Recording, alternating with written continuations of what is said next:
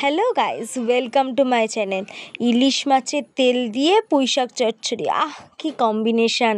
তো আমরা এই পুঁইশাক চচ্চড়ি বানানোর জন্য ফার্স্টেই আমরা পুঁইশাকটাকে সুন্দরভাবে কেটে নেব এবং কুমড়ো আর আলুটাকেও সুন্দরভাবে কেটে নেব।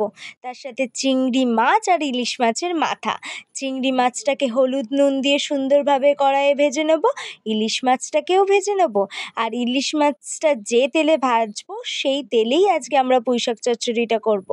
তাতে আমরা সেই তেলেই আমরা পেঁয়াজ ও লঙ্কা তুলে নেব। লঙ্কাটা আপনাদের পরিমাণ মতো, যেমনটা স্বাদ আপনাদের দরকার। তাতেই আমরা আলু কুমড়ো তুলে নেব। আলু কুমড়োটাকে সুন্দরভাবে ভেজে নেব। তাতে হলুদ আর নুন অ্যাড করে দেব। তারপরেই আমরা পুঁইশাকটাকে তাতে তুলে দেব। তুলে দেওয়ার পরে সুন্দরভাবে নেড়ে নেব। নেড়ে নেওয়ার পরে তাতে চিনি অ্যাড করে দেবো, আপনাদের পরিমাণ মতো দেবেন।